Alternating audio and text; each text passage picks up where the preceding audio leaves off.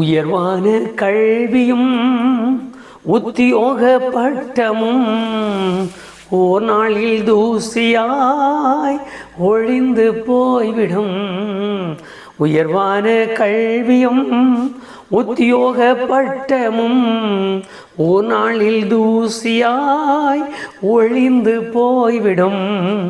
அந்தரவானமும் அகில பூமியும் அந்தர வானமும் அகில பூமியும் வெந்து உருகி போ நீர் வரும் நாளிலே சித்தம் இயேசுவே நான் ஒரு மண் பாண்டமே உத்தம ஜீவியம் உயர்த்த வேண்டுமே.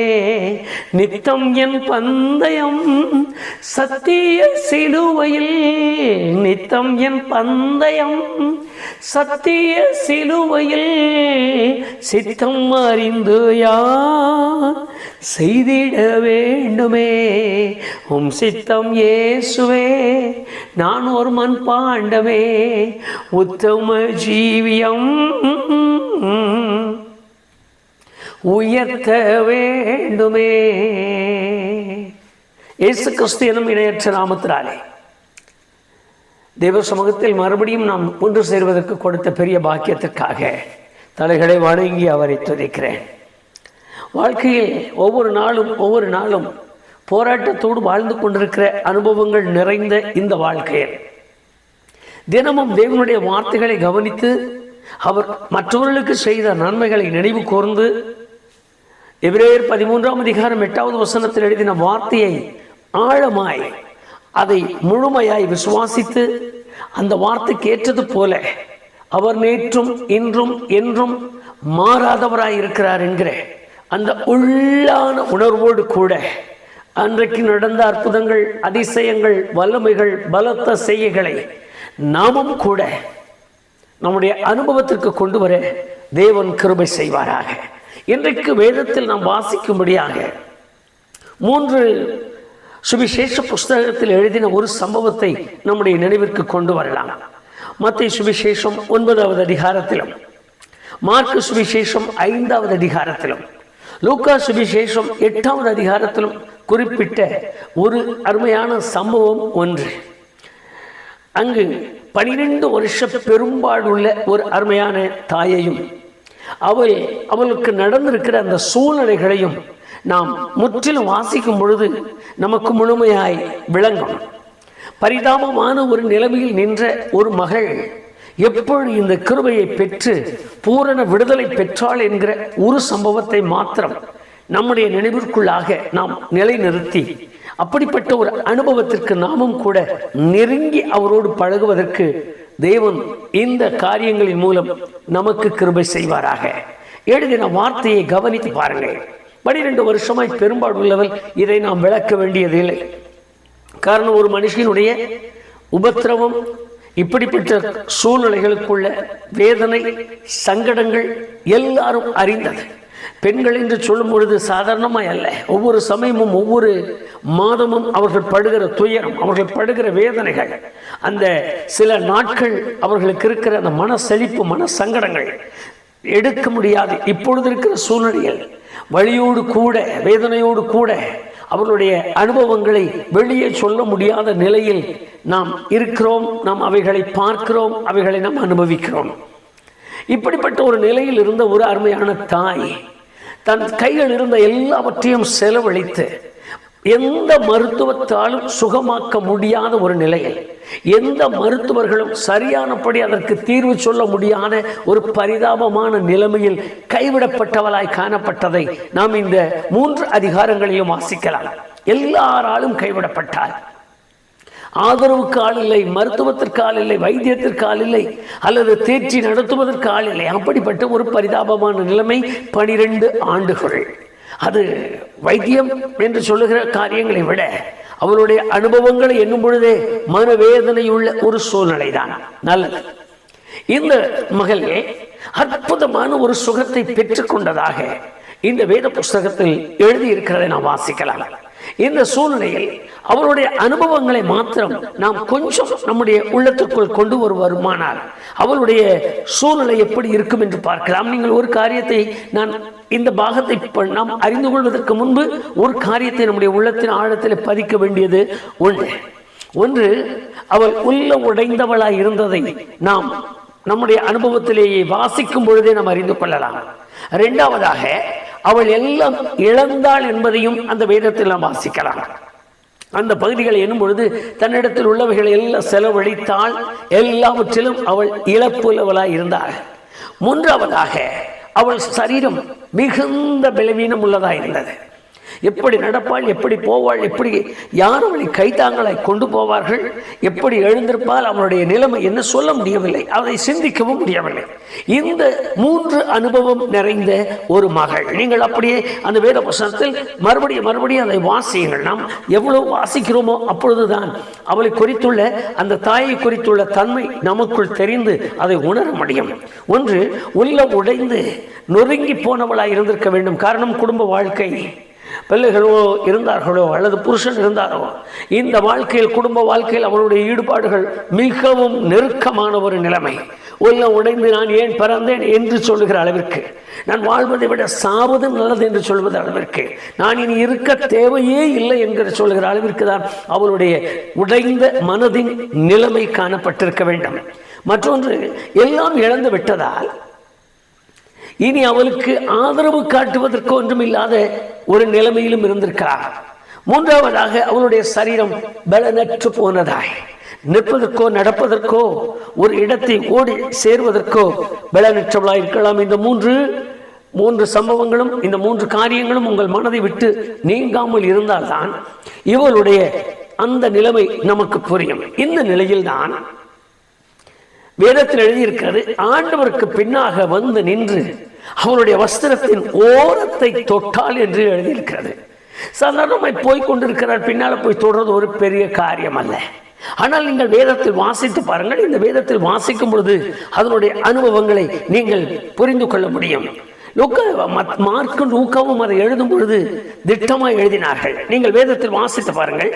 லூக்கா சுவிசேஷத்தில் அவர் எழுதியிருக்கிறது, ஜனக்கூட்டம் திரளாய் இருந்தது. மார்க்கு சுவிசேஷமும் இந்த 2ம் அதை எழுதும் பொழுது ஜனங்கள் நெருக்கினார்கள் என்று எழுதியிருக்கிறார். ஜனங்கள் அவரை நெருக்கிக் கொண்டிருந்தார்கள். 2 சுவிசேஷத்தையும் வாசித்து பாருங்கள். இங்கு சாதாரணமாய் அவள் தொட்டால் சுகம் பெற்று விட்டால் அவர் திரும்பி கேட்கிறார், யார் என்னை தொட்டதென்று. அருகில் சீஷர்கள் சொல்லுகிறார்கள், ஐயா, இத்தனை திரள் கூட்டம் இருக்க என்னை தொட்டது யார் என்று கேட்கிறீரே. அப்படி ஒரு வார்த்தையை சொல்லுகிறார்.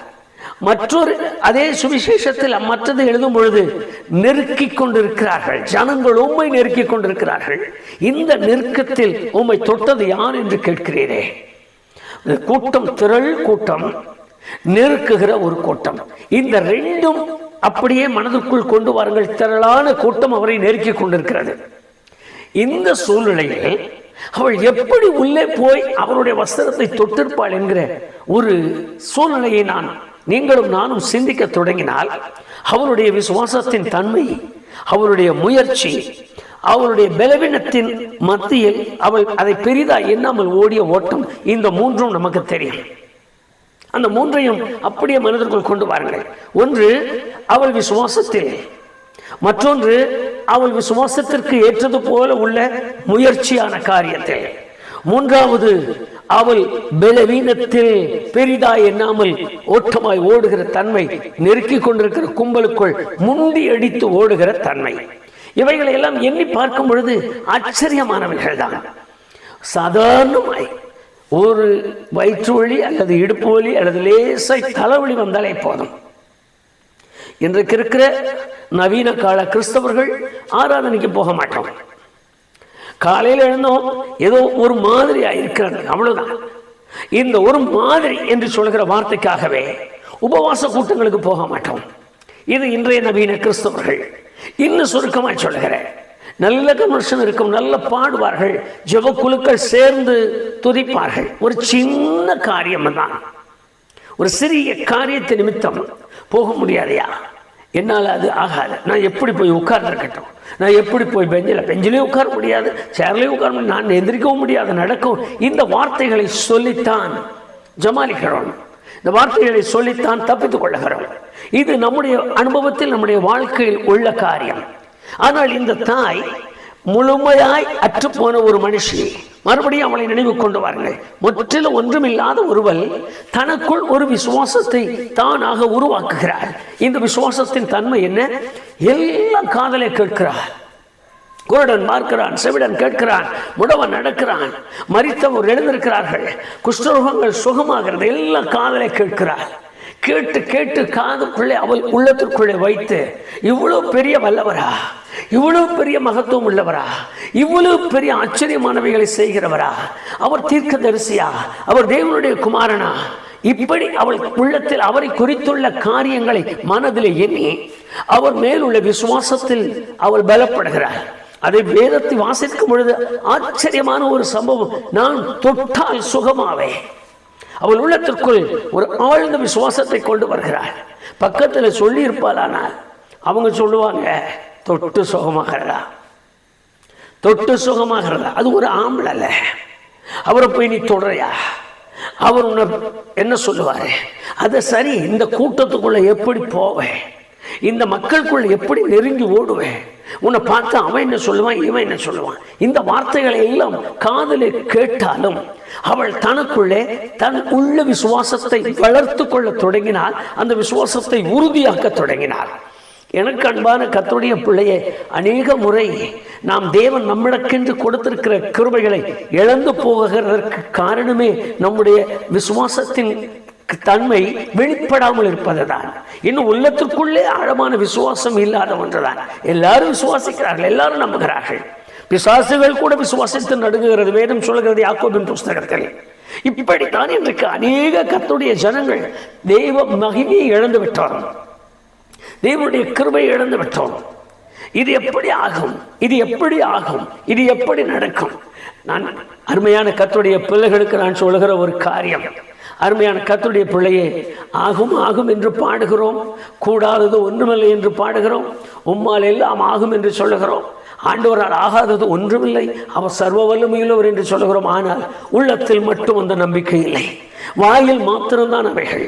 நம்புகிறதா இருந்தால், ஆகும் என்கிற நம்பிக்கையோடு இருந்தால் எந்த காரியத்தையும் செய்வதற்கு அவருக்கு பின்னால் ஓட முடியும், அவரையே முழுமையாக்கி கொள்ள முடியும். பிள்ளைகள் படிக்கிறார்கள், அவ்வளவுதான். பிள்ளைகள் பள்ளிக்கூடம் போகிறார்கள், அது எல்லாருக்கும் தெரிந்தது. ஆனால் ஆராதனைக்கு வர வைக்க மாட்டார்கள். ஆராதனைக்கு வேண்டாம், ஏன்னா படிக்கணும். எனக்கு தெரிந்த ஒரு அருமையான ஐயா இருந்தார்.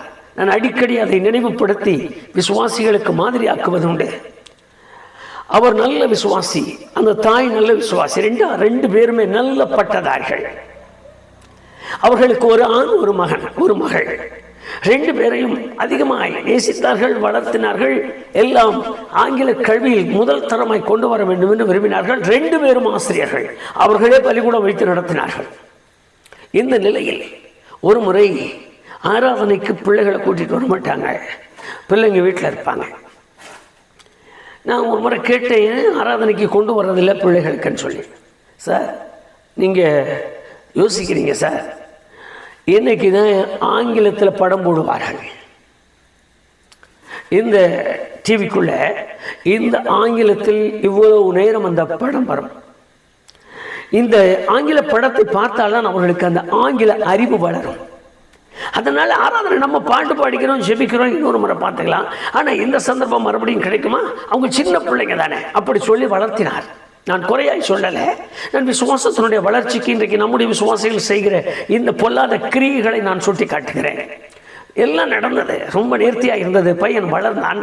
நான் அவர் சொன்னது போல நல்ல அறிவோடு தான் வளர்ந்தான். ஒரு முறை ஒரு ஜுரம் வந்தது. அவசரமாய் என்னை அழைத்து கொண்டு போனார்.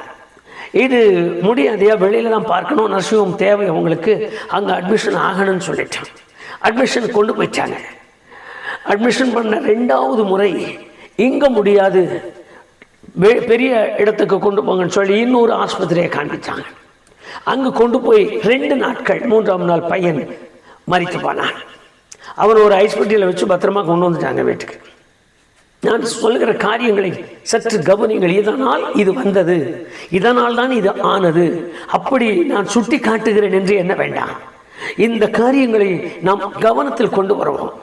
இந்த தாயுடைய பரிதாபமான நிலைமை, இந்த தாயுடைய நடக்க முடியாத நிலைமை, இந்த தாயினுடைய வெளியே சொல்ல முடியாத நிலைமை, உள்ள உடைந்த நிலை, பெலனற்ற நிலை, இன்னும் சுருக்கமாக சொன்னால் இவளுக்கு இருக்கிற சூழ்நிலையில் இவள் என்ன செய்வாள் என்று சொல்வதற்கு இல்லாத நிலையில் அவளுடைய விசுவாசத்தின் தன்மை, அதை முயற்சிக்க தொடங்கினாள். கர்த்தருக்கு மகிமை உண்டாகட்டும். விசுவாசிக்கிறேன் விசுவாசிக்கிறேன் விசுவாசிக்கிறேன் என்று சொல்லுவதோடு அல்ல, விசுவாசத்தில் ஒரு முயற்சியையும் நான் காண்பிக்க வேண்டும். நான் ஆண்டவரை நம்புகிறேன் ஆண்டவரை நம்புகிறேன் என்று சொல்வதல்ல, நீ விசுவாசித்தால் உன் கிரியைகளை காண்பி என்று சொல்லுகிற இந்த வேத வசனத்திற்கு நான் படிந்த ஆகணும், நான் கீழ்ப்படிந்த ஆகணும். எத்தனையோ வருஷம் நான் விசுவாசிக்கிறேன், நான் ஞானஸ்நானம் இல்லை. எத்தனையோ வருஷம் நான் விசுவாசிக்கிறேன், இன்னும் எனக்கு பரிசுத்தாவின் அபிஷேகம் இல்லை. எத்தனையோ வருஷமாய் நான் ஆலயத்துக்கு போயிட்டு இருக்கிறேன், இன்னும் எனக்கு கிருபைகள் இல்லை. தேவனுடைய கரத்திலிருந்து எனக்கு வருகிற சுகம் இல்லை. இப்படித்தான் இன்றைக்கு இழந்து போகிறான். இந்த தாய் தன் உள்ளத்தில் ஒரு விசுவாசத்தை வளர்த்தாள்.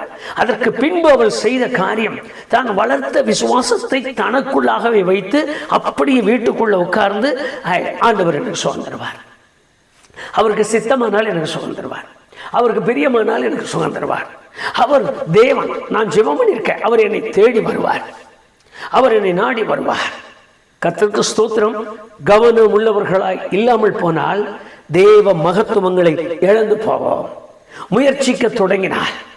முடியாத ஒருவள், பலவீனப்பட்ட ஒருவள், சங்கடப்பட்ட ஒருவள், பட்டணத்துக்குள்ளே 12 வருஷமாய் தன்னை தானே வெறுத்து அருவறுத்த ஒருவள், 12 வருஷமாய் தனக்குள்ளே மிகுந்த வேதனை அனுபவித்த ஒருவள், கஷ்டத்தை அனுபவித்த ஒருவள், கண்ணீரோடு வாழ்ந்த ஒருவள் முயற்சிக்க தொடங்கினால் இந்த முயற்சி எங்கு போனது தெரியுமா? அத்தனை நெருக்கடி கொல்லும் நுழைய தொடங்கிவிட்டது. அத்தனை திரள் மக்களுக்குள்ளும் உள்ளே நுழைய தொடங்கினது. உள்ளே நுழைந்து ஓடுகிறார். எப்படி உள்ளே நுழைந்தால் என்று சொல்லுவதற்கில்லை. வேதம் சொல்லுகிறது, திரள் கூட்டமே நெருக்கி கொண்டிருக்க என்று வேதத்தில் எழுதியிருக்கிறது. இந்த நெருக்கத்திற்குள் நெருக்கப்பட்டிருக்கிற இவள் உள்ளே நுழைந்து போகிறார். இவளுடைய நெருக்கத்தை எண்ணி பாருங்கள், அங்குள்ள நெருக்கத்தையும் பாருங்கள். எப்படி முண்டி அடித்து நெருக்கி இவரையும் அவரையும் தள்ளிவிட்டு உள்ளே போனால் என்று சொல்ல முடியாது. இந்த முயற்சி தூரத்தில் அல்ல, அவர் சமீபத்தில் கொண்டு போய் நிறுத்தி வைத்தது. நான் இன்னும் ஒரு காரியத்தை அதற்குள்ளாக நம்முடைய நினைவிற்காக சொல்கிறேன். திரும்பி பார்த்தால் அவள் நிற்கிறாள், அப்படி நெருங்கி போய் நின்றாள். திரும்பி பார்த்தவுடன் நிற்பதற்கு, திரும்பி பார்த்தவுடன் பார்ப்பதற்கு, திரும்பினால் பார்க்க வேண்டும், திரும்பினால் கண்ணில் பட வேண்டும், திரும்பினால் அவர் ஏன் முகத்தை பார்க்கணுங்கிற ஒரு தன்மையுள்ளவளாய் அவள் முயற்சிக்க ஆரம்பித்தால் ஓடினாள். வேதம் சொல்லுகிறது, ஐயா அவள் திரும்பி பார்த்து என்னை தொட்டது யார் என்று கேட்டாள். பக்கத்தில் நின்று கொண்டு, நான் ஐயா நான் தான் தொட்டேன், நான் தான் தொட்டேன். நெருக்கமாய் நின்றால், அவரோடு நெருங்கி நின்றாள். வேத வசனத்தை வாசித்து பாருங்கள். கதையாய் படிக்கிறோம், சம்பவமாய் படிக்கிறோம் என்பதல்ல, அதற்குள் இருக்கிற ஆழ்ந்த காரியங்களும் நம்முடைய உள்ளத்தில் தோன்றிட வேண்டும். நெருங்கி நின்றாள், நெருங்கி நின்றாளாம், நெருங்கி நின்றாளாம், நெருங்கி நின்றாளாம். என்ன கேட்டுக்கொண்டிருக்கிறேன் எனக்கு அருமையான கர்த்தருடைய மனுஷனே, கர்த்தருடைய மனுஷியே, நீங்களும் நானும் ஆண்டவரோடு எவ்வளவு நெருங்கி நிற்கிறோம் என்று பாருங்கள். பலவீனத்தை காரணம் காட்டுகிறோம், சுகவீனத்தை காரணம் காட்டுகிறோம், சபையின் தட்டுத்திட்டங்களை காரணம் காட்டுகிறோம், பிறப்பை காரணம் காட்டுகிறோம், ஜாதியை காரணம் காட்டுகிறோம், குலத்தை காரணம் காட்டுகிறோம், நமக்கு இருக்கிற சூழ்நிலைகளை காரணம் காட்டுகிறோம். ஆனால் இந்த காரணங்கள் எல்லாம் காட்டி காட்டி இன்னும் வெளியவே நிற்கிறோம். எனக்கு சுகம் இல்லை, எனக்கு சுகம் இல்லை, எனக்கு ஆரோக்கியம் இல்லை, எனக்கு பலன் இல்லை, என்னோடு கூட நிற்க ஆண்டவர் பேசவில்லை, என்னை ஆண்டவர் காணவில்லை, தூரத்தில் நிற்கிறேன். ஆனால் தேவன் விரும்புகிற காரியம், எத்தனை நெருக்கங்களானாலும், எத்தனை போராட்டங்களானாலும், எத்தனை தடைகளானாலும், அந்த தடைகளின் நடுவிலே நான் முன்னே போய் அவர் என்னை பார்க்கும்படி நான் நிற்க வேண்டிய கட்டாயம் உண்டு. அது எப்படி நிற்கிறது என்று கேட்கலாம். ஐயா, அவர் பார்க்கும்படி நான் நிற்க வேண்டுமானால் முதல் நம்முடைய ஜெப வாழ்க்கை அவரோடு நெருங்கினதாய் மாற வேண்டும். வேத வாசிப்பிலே முதன்மையாய் காணப்பட வேண்டும். ஜெபிக்கிற காரியங்களிலே அவருக்கென்று தனி நேரம் ஒதுக்க வேண்டும். எப்படி என்னுடைய கஷ்டத்தில் என் வேலையில் நான் 5 மணிக்கு எந்திரிக்கணும், நான் எழுந்து ஓட்டமாக ஓடணும், சாயங்காலம் வரணும், அழுத்து போய் உட்காரணும், எல்லாம் சரிதான், எல்லாம் சரிதான். கொஞ்சம் வாங்க, 12 வருஷம், 1 வருஷம் 2 வருஷம் இல்லை, 12 வருஷம் இதே பாடு. எந்திரிக்கவே முடியாத பொண்ணு, நடக்கவே முடியாத பொண்ணு, மற்ற மக்களோடு கூட நெருங்கி உட்காரவே முடியாத பொண்ணு. அப்படியே ஒரு நிமிஷம் நம்முடைய சிந்தனைக்கு கொண்டு வாங்க. எந்த கல்யாணத்தில் இந்த பெண் போய் உட்கார்ந்து விருந்து சாப்பிட்டு இருப்பாள் என்று எண்ணி பாருங்கள். எந்த சாவு வீட்டில் போய் மற்றவர்களையும் சேர்த்து கட்டி பிடித்து அழுதிருப்பாள் என்று பாருங்க. எந்த பிறந்த நாளில் கேக் வெட்டுறதுக்கு போய் முன்னால நின்றுப்பான் பாருங்க. எதற்குமே வழி இல்லாத ஒருவள் அவ்வளவு நெருக்கத்திலும் கூட மற்ற மக்களுடைய நெருக்கத்தையும் தாண்டி உள்ளே போனார். சில நேரத்தில் தேவனுடைய கிருபைகளை பெற முடியாமல் போகிறதுக்கு காரணம் நம்மை நெருக்குகிற மக்களை நாம் பார்ப்பது. அங்கேயா போனேன், சர்ச்சுக்கு போனேன்னா அது எப்படி நாங்கள்லாம் ஒன்று சேர்த்துக்கிறது? இது போல நிறைய மக்கள் உண்டு, நிறைய கூட்டம் வந்து பாருங்கள், எல்லாம் நிறைய கூட்டங்கள் உண்டு. அங்கேயா போனேன், அங்கே போனால் நாங்கள் உன்னை சேர்த்துக்க மாட்டோம், அங்கே போனால் நீ இங்கே வர முடியாது, அங்கே போனால் உன்னோட பழக முடியாது, நாங்கள் சர்ச்சுக்கு போகிறோன்னு சொன்னேன்னா நாங்கள் சேர்த்துக்க முடியாது. எனக்கு எத்தனை பேர் இந்த அனுபவத்திலேயே தடுமாறி கொண்டிருக்கிறோம். சரியாய் கிறிஸ்தவ வாழ்க்கைக்காக வாழ்ந்த அநேக கர்த்தருடைய ஜனங்கள் மற்ற மக்கள் தங்களோடு பழக மாட்டார்கள் என்பதற்காகவே ஆலயத்துக்கு போகாமல் எத்தனை பேர் இருக்கிறோம் தெரியுமா? இன்றைக்கு வரைக்கும் நான் ஆராதனைக்கு போயிட்டேனா, நான் கிறிஸ்தவ ஆலயம் அங்கு இருக்கு. நான் சொல்லும் போது புரிந்து கொண்டிருப்பீர்கள் என்று நினைக்கிறேன். அது அந்த மக்கள் கிட்ட இருக்கு. அதனால நான் இப்ப இங்கிருந்து அங்க போறதை பார்த்தா மற்றவங்க என்ன ஏதோ நினைப்பாங்க. அதனால ஆராதனை இல்லைதான், ஆனா ஆண்டவருக்கே தெரியல. எல்லாம் ஆண்டவருக்கு தெரிந்ததான்னா கொண்டு போய் அங்க போட்டார். நான் என்ன செய்ய போகிறேன் என்று கவனிக்கப்படி, நான் எப்படி நெருங்கி நிற்கப் போகிறேன் என்று கவனிக்கப்படி, நான் எப்படி இந்த நெருக்கத்தில் அவர் அருகில் போய் நிற்கப் போகிறேன் என்று என்னை கவனிக்கப்படி. புரிந்திருப்பீர்கள் என்று நினைக்கிறேன். எப்படி இந்த நெருக்கத்தில், இந்த கும்பலுக்குள், இந்த கூட்டத்திற்குள்ளாக நான் அவரிடத்தில் போய் நிற்பேன் என்பதை என்னில் பார்க்கும்படி என்னை கொண்டு போய் அங்கே நிறுத்தி இருக்கிறார். என்னோடு கூட இன்றைக்கு வேத வசனங்களை கேட்டுக்கொண்டிருக்கிற கர்த்தருடைய மனுஷனே, கர்த்தருடைய மனுஷியே, நான் திரும்ப திரும்ப உங்களுக்கு சொல்லுகிற ஒரே ஒரு அனுபவம், அவர் திரும்பினால் என்னை பார்க்கும்படி நான் நிற்பதற்கு நான் சரியாக நிற்கிறேனா? அவர் திரும்பினால் என்னை பார்க்கும்படியான ஒரு அனுபவம் எனக்கு உண்டாகும்படி நான் நிற்கிறேனா? கர்த்தருக்கு ஸ்தோத்திரம். வைத்து ஆராய்ந்து பார்ப்போம், நம்மை நாமே நிதானியங்கள். வேதம் நமக்கு எத்தனை நேர்த்தியாய் தன்னுடைய காரியங்களை விலக்கி எழுதி இருக்கிறது என்று பாருங்கள். இவ்வளவு தான் திரளான கூட்டம் இருக்கு, யாரும் ஒன்று தொட்டது? இவ்வளவு ஜனங்கள் இருக்கிறாங்க, யாரும் உங்களை தொட்டது? எல்லாம் அவர் தேடி பிடித்தார், அவர் தேடி பிடித்தார். என்னை தொட்டது என்னுடைய சித்தத்திற்கும் என் மேலுள்ள விசுவாசத்துக்கு அடையாளமாக இருக்கிற ஒருவர் இருக்கிறார் என்று அவர் ஒற்று திரும்பி பார்த்தார். கர்த்தருக்கு ஸ்தோத்திரம் உண்டாகட்டும். திரும்பின உடனே சொல்லுகிறார், உன் விசுவாசம் உன்னை ரட்சித்தது, உன் வேதனை நீங்கி சுகமாயிரு, இனி அது உன்னை தொடாது, இனி அது உனக்கு தீங்கு விளைவிக்காது. என்னோடு கூட ஜெப வேளையில் கர்த்தருடைய சமூகத்தை நோக்கி பார்க்கிற எனக்கு அன்பான கர்த்தருடைய பிள்ளையே, உங்கள் நெருக்கமான வாழ்க்கை என்ன? உங்கள் நெருக்கமான அனுபவம் என்ன? உங்கள் நெருக்கமான விசுவாசத்தின் தன்மை என்ன? நீ விசுவாசித்திருக்கிற விசுவாசத்தை இன்னும் வளரும்படி, இன்னும் அவரோடு நெருங்கும்படி முயற்சி செய்கிறாயா?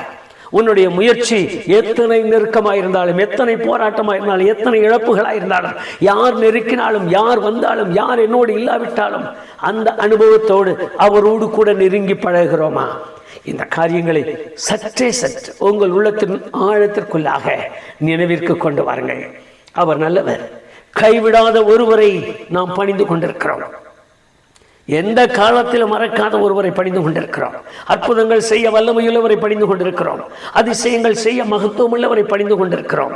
அவருக்கு முன்பாக தான் நான் நிற்கிறேன், அவருக்கு முன்பாக தான் நாம் இருக்கிறோம். ஆலயத்துக்கு போனீங்களா? போனோமா? 2 வாரம் போனேன், 3வது வாரம் அப்புறம் அது அப்படியே இருக்கிறதுன்னு தான் இருந்துட்டேன், போகலை. இப்படி சொல்லி கொண்டிருக்கிற விசுவாசிகள் எத்தனை பேர்? ஆண்டவரை தேடிங்களா? ஜெப எண்ணெய் கொடுத்தாங்க, வாங்கி பூசிட்டேன். ஜெப தண்ணி கொடுத்தாங்க, வாங்கி குடிச்சிட்டேன். இன்னும் அது அப்படியே தான் இருக்கு. ஏமா, நீங்கள் ஜெப தண்ணி இல்லை, வானத்திலிருந்து ஆண்டவர் தான் கொடுக்கிறாருன்னு ஊற்றி குடித்தாலுமே அது தீராது. காரணம் என்ன? உங்களுக்குள் இருக்கிற முயற்சி நெருக்கமானாலும் அது அவரிடத்தில் நெருங்கி பழகினால்தான், அவரிடத்தில் நெருங்கினால்தான் அவர் திரும்பி பார்த்து சுகமாக்குவார். அதனாலதான் தேவாலயத்திற்கு போயே ஆகணும், ஆராதனைக்கு போயே ஆகணும், கை தட்டி பாடியே ஆகணும், வாய் திறந்து துதித்து ஆண்டவரை ஸ்தோத்தரித்தே ஆகணும், அவர் கட்டளைக்கு கீழ்ப்படிந்தே ஆகணும், அவர் விரும்புகிறதை செய்தே ஆகணும். இதுதான் ஒரு விசுவாசியினுடைய ஆழமான மூல மந்திரம். இவைகளில் நான் முற்றிலுமாய் இறங்கி இருப்பேனானால் அவர் யார் கூப்பிட்டாலும் சரி, அவர் கூப்பிட்டிருக்கிற ஒரு பெரிய அதிகாரி, அவர் அந்த அதிகாரி கூப்பிட்டது உண்மைதான். ஆனால் அந்த காரியத்தை கூட அவர் மனதில் போடல, திரும்பி பார்க்கிறார். யாரு? எங்கம்மா இருக்கீங்க? பக்கத்துலையா? நான் பக்கத்துல தான் இருக்கேன், நான் தூரம் போகல, நான் பக்கத்துல தான் இருக்கேன். சொன்ன மாத்திரத்தில் அவர் வாயிலிருந்து புறப்பட்டு வருகிற ஆசீர்வாதமான வார்த்தை நீங்களும் நானும் பெற்றுக்கொள்ளுவோம். நிச்சயமா இன்றைக்கும் அதை செய்வார். என்ன மாதிரி வியாதி, என்ன மாதிரி தொல்லைகள், என்ன கஷ்டங்கள், என்ன போராட்டங்கள், அப்படியே மனதிற்குள் உங்களுடைய நெருக்கத்தை கொண்டு வாருங்கள். எந்த காரியத்திலே நெருக்கடிப்பட்டிருக்கிறீர்கள், இந்த அருமையான தாயை போல உள்ள உடைந்து மனம் நொறுங்கி எதுக்கும் பயன்படாத ஒரு நிலை இருக்கிறதா? அப்படியே யோசியுங்கள். எல்லாமே இழந்து நிர்கந்தம் உள்ளவர்களாய் தவிக்கிறீர்களா? சரீரம் முழுவதும் பலனற்று போய் இனி எனக்கு ஒரு காரியமும் இல்லை என்கிற ஒரு தீர்மானத்திற்கு வந்து விட்டீர்களா? சோர்ந்து போக வேண்டாம், அப்படியே கண்களை மூடுங்கள், அவர் கரத்தில் கொடுக்கலாம். அவரிடத்தில் நெருங்கி பழகுகிறேன் என்று மாத்திரம் சொல்லுங்கள். என் விசுவாசத்தை நான் முயற்சியோடு கூட உம்மிடத்தில் நெருங்குகிறேன். ஆண்டவரே, என்னை திரும்பி பாரும், எனக்கு வேண்டியதை எனக்கு செய்தருளும் என்று கேட்கிறதோடு கூட நாம் ஜெபிக்க போகிறோம். நல்ல பிதாவே, உம்முடைய முகத்தை பார்க்க தந்த கிருபைக்காக உமக்கு நன்றி சொல்லுகிறோம். வேதத்தில் எழுதின ஒரு அருமையான மகளை நாங்கள் இப்பொழுது வாசித்தோம். ஆண்டவரே, நெருக்கப்படுகிற ஒரு தாயாக, உள்ள உடைந்தவளாக, எல்லாம் இழந்தவளாக, சரீரம் முழுவதும் முழுமையாய் பலவீனப்பட்டவளாய் காணப்பட்ட இந்த அருமையான மகள் எத்தனை நெருக்கமானால், எத்தனை திரள் கூட்டமானால் அவைகளின் நடுவிலே உமது அருகிலே வந்து நின்றதால் அவள் சுகம் பெற்றதை நாங்கள் இப்பொழுது அறிந்தோம். ஒருவேளை சுகம் பெறாததற்கு, ஒருவேளை கிருபைகளை அனுபவிக்க முடியாமல் இருக்க, ஒருவேளை எங்களிடத்தில் இருக்கிற அந்த ஆசீர்வாதங்களை நாங்கள் வெளிப்படுத்த முடியாமல் இருக்கிறது, இப்படிப்பட்ட காரியம் இருக்குமானால் எங்கள் நெருக்கத்தின் நடுவில் இனி உம்மிடத்தில் கிட்டி சேர்வதற்கு, உம்மிடத்தில் நெருங்கி வருவதற்கு எங்களுக்கு கிருபை தாரும். இந்த கிருபை எங்களில் பெரிதாய் காணப்படட்டும். ஆண்டவரே, யாரெல்லாம் தங்கள் மனவேதனையோடு, உடைந்த உள்ளத்தோடு, நொறுங்கின இருதயத்தோடு, ஐயோ நான் இனி என்ன வாழ்ந்து என்ன என்பதை தங்கள் உள்ளத்திலே உணர்ந்தவர்களாக வாழ்ந்து கொண்டிருந்தாலும் இன்றைக்கு அவர்களோடு பேசுவீராக. ஒருவேளை அவர்கள் தாங்கள் உள்ளத்தில் கொண்டிருக்கிற இயேசு என்னும் நாமத்தை நிமித்தம் வைத்திருக்கிற விசுவாசத்தினாலே அவர்கள் உம்மோடு கூட நெருங்கி நிற்பதற்கு தங்கள் எல்லா நெருக்கத்தையும் விட்டு தங்களுக்கு உண்டான எல்லாவற்றையும் உதறி தள்ளி நெருங்கி வருவார்களானால் கைவிடாதிருப்பீராக. அவர்கள் மேல் மனதுருகம், அவர்கள் காயங்களை கட்டுவீராக. அவர்கள் வேதனைகள் இன்றோடு தீரட்டும். உன் வேதனை நீங்கி சுகமாய் இருந்து சொன்ன அந்த வார்த்தையை இவர்களை பார்த்து சொல்லிடணும். போதும் இவர்கள் பட்ட பாடுகள், போதும் இவர்கள் பட்ட கஷ்டங்கள், போதும் உமது நாமத்தை நிமித்தமாக ஆண்டவரே அவர்கள் போக்குவரத்துமாய் இருந்து ஆண்டவரே என்று கூப்பிடுகிற மனம் உடைந்து போன எந்த நிலையில் இருந்தாலும் இப்பொழுதே இந்த நிமிஷத்திலே ஒரு தெய்வீக சமாதானம் அவர்கள் உள்ளத்தை நிறைக்கும்படியாக ஜெபிக்கிறேன். ஒரு தெய்வீக மகிமை அவர்களை ஆட்கொள்ளும்படியாக ஜெபிக்கிறேன். எங்கே இழப்போ அந்த இழப்புக்கு பதிலாக அவருடைய உள்ளம் பரவசம் கொள்ளட்டும். எந்த இடத்தில் உள்ள உடைந்திருக்கிறார்களோ உடைந்த பாகங்களும் ஒரு கரத்தினாலே சிருஷ்டிக்கப்படட்டும். மாத்திரமல்ல ஆண்டவரே, வேதம் சொல்லுகிறது போல சரீரத்திலே முற்றிலும் பலவீனமாய் மாறி எதற்கும் பயன்பட முடியுமோ என்று அங்கலாய்க்கிற நிலையில், படுத்த படுக்கையில் நோயோடு கூட மருத்துவர்களால் கைப்படப்பட்ட நிலையில் என்ன செய்வதென்று அறியாமல் அவர்களுடைய உள்ளம் உடைந்திருக்குமானால் இந்த நிமிஷத்தில் தெய்வீக வல்லமை அந்த சரீரத்தில் இறங்கும்படியாக ஜெபிக்கிறேன். ஒரு பரிபூர்ண வல்லமை உருவாகும்படியாக உமது நாமத்தை கனப்படுத்துவீராக. ஆண்டவரே, இந்த தாயை போல தங்களுக்கு உண்டான எல்லா பெருங்கூட்டத்தை எல்லா நெருக்கத்திலும் நெருங்கி உம்மிடத்தில் அவர்கள் வருவார்களானால் கர்த்தாவே, நீர் மன இரக்கம் கொண்டு அவர்களை ஆசீர்வதியும், குணமாக்கும், சமாதானத்தோடு காத்துக்கொள்ளும். இயேசு கிறிஸ்து என்னும் நாமத்தினாலே தாழ்மையாய் ஜெபிக்கிறேன் பிதாவே, ஆமென். திரும்பி பார்த்து உன் விசுவாசம் உன்னை ரட்சித்தது, நீ சுகமாயிரு என்று சொன்ன இயேசு கிறிஸ்துவின் வார்த்தைகள் உங்களுக்கும் உண்டாகி உங்கள் வேதனைகளையும் நீக்குவதாக. ஆமென், ஆமென்.